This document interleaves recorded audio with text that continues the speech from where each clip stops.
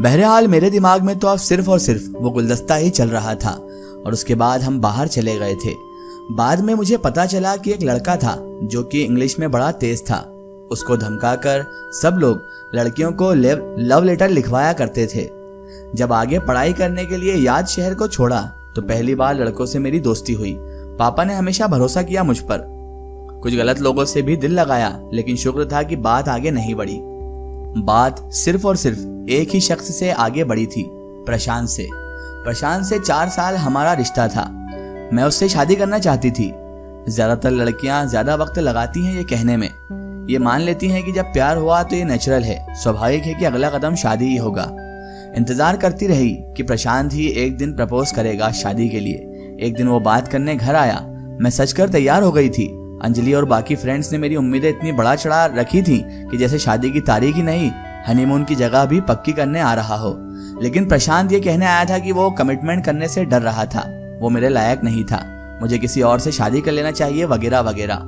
मैं सुनती रही। उसके जाने तक आंसुओं को रोक कर रखा और फिर उसके जाने के बाद उन्हें रुकने नहीं दिया। यही सब पल मेरे दिमाग और जहन में चल रहे थे। तभी अंजलि बोली, तो तुझे क्या लग रहा है, किसने भेजे होंगे ये फूल? प्रशांत ने। मैं कुछ नहीं बोली। कभी कभी मेरे मन की छिपी हुई बात अंजलि ही बोल देती थी। मेरी कमजोरियां, मेरी इनसिक्योरिटी, डर मुझसे बेहतर अंजलि जानती थी। शायद मैं उससे जलने भी लगी थी कुछ। आजकल उसे प्यार जो हो रहा था। एक लड़का था उसके ऑफिस में, रोहन, बड़ा लट्टू हुए जा रहा था उस पर।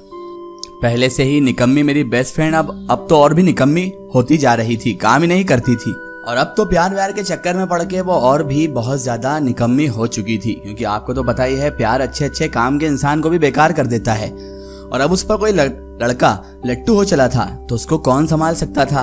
पहले ही तो बहुत ज्यादा निकम्मी थी, अब तो और काम नहीं कर रही थी कुछ भी। वो कहते हैं ना कि हमें तो इश्क ने निकम्मा कर दिया है गालिब, वरना आदमी हम भी काम के थे। और ऐसा ही कुछ मेरी फ्रेंड अंजलि के साथ अभी हो रहा था। वो बहुत काम की थी लेकिन अब बिल्कुल निकम्मी हो चुकी थी। सचमुच ये फूलों का गुलदस्ता प्रशांत ने भेजा होगा। मैंने अंजलि से कहा, प्रशांत क्यों भेजेगा मुझे फूल यार? तो वो कहने लगी, हो सकता है वो तुझे वापस से मनाने की कोशिश कर रहा हो, उसमें थोड़ी बहुत अक्ल आ गई हो, और हो सकता है वो तुझसे वापस पैचअप करना चाहता हो। हम उस वक्त रेस्टोरेंट में थे, टेबल मिलने का इंतजार कर रहे थे और अंजलि का दिमाग उन फूलों के गुलदस्ते को लेकर मुझसे भी तेज चल रहा था। फूलों के साथ एक छोटा सा कार्ड आया था जिस पर काली स्याही से लिखा था, happy birthday Disha, lots of love. उसे मैं कम से कम 30 बार पढ़ चुकी थी। लेकिन अगर ये प्रशांत का भेजा हुआ होता तो हैंडराइटिंग मुझे समझ में तो आती, क्योंकि मैं हैंडराइटिंग उसकी अच्छे से पहचानती थी।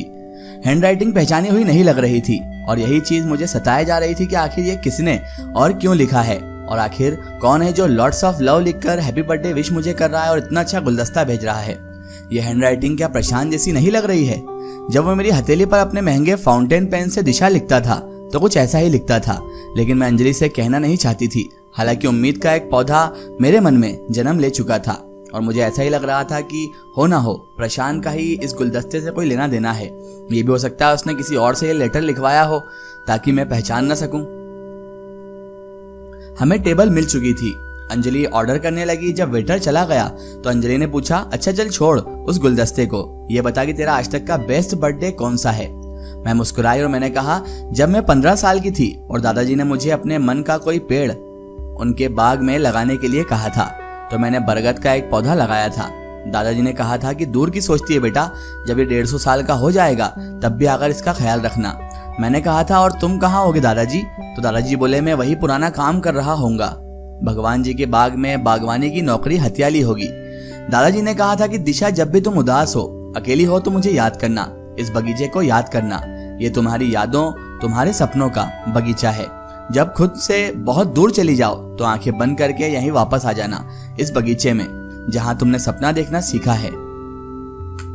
आज मैं अकेली थी, उदास थी, फिर से दादाजी को याद कर रही थी। सब कुछ तो था जिंदगी में, लेकिन फिर भी सब खाली खाली लग रहा था। तभी अंजलि बोली, तुझे क्या लगता है वो ऊपर के फ्लोर वाला लंबू लड़का, तू जानती है ना उसे? उस लंबू ने तो नहीं भेजा तुझे कहीं ये गुलदस्ता? बहुत देखता है तुझे यार वो जिम वाला पागल टाइप का जो है ना, लेकिन उसे तमीज नहीं होगी यार, व्हाइट लिली की। सोचने दे।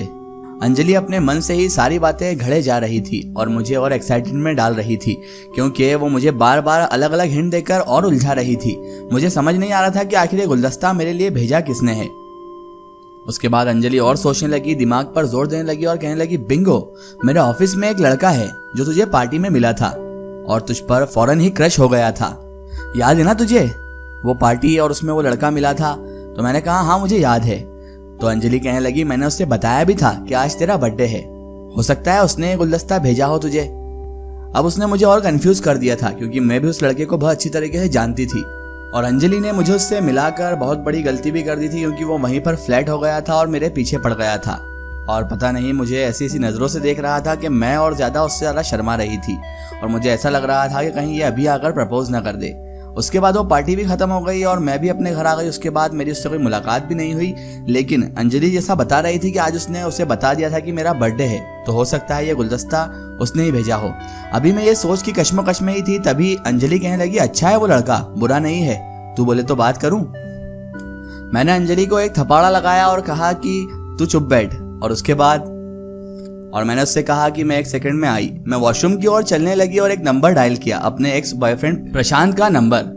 प्रशांत के फोन पर घंटी बज रही थी। उसकी कॉलर ट्यून अभी भी वही पुराना गाना था, आज फिसल जाए तो हमें ना उठाइयो।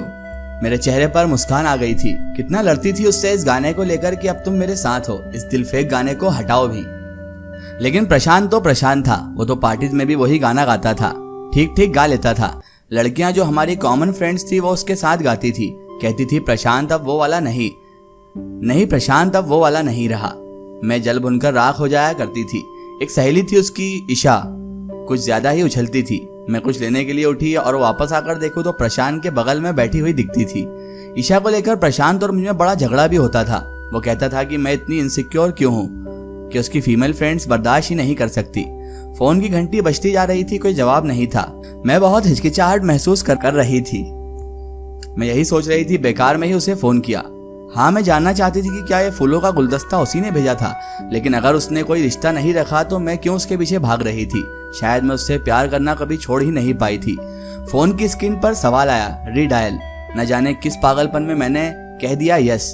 फिर फोन डायल होने लगा, फिर वही कॉलर ट्यून। उस कॉलर ट्यून को सुनकर 1 सेकंड में फिर उन्हीं लम्हों में मैं पहुंच गई थी जो हमने साथ बिताए थे। जैसे वो बस अभी फोन उठाएगा और मैं बोलूंगी खाना खा लिया। उसने फोन का अभी भी जवाब नहीं दिया। मैं पलटी, सामने अंजलि ही खड़ी थी। वो बोली, मैं तब से इंतजार कर रही हूँ यार, क्या कर रही है तू यहाँ पर? मैंने कहा वो वॉशरूम आई थी मैं। वो बोली, तू मर्द बन गई है क्या, आदमियों वाले बाथरूम के सामने खड़ी है। फिर हंसकर बोली, शायद इसीलिए शादी नहीं हो रही है तेरी। मैं अंजलि के इस मजाक पर तिलमिला गई। मैंने कहा, just shut up, it is not funny. और इतना कहकर हम दोनों वहां से बाहर आ गए। इसका एक स्टोरी हम देखेंगे इसके अगले पार्ट में।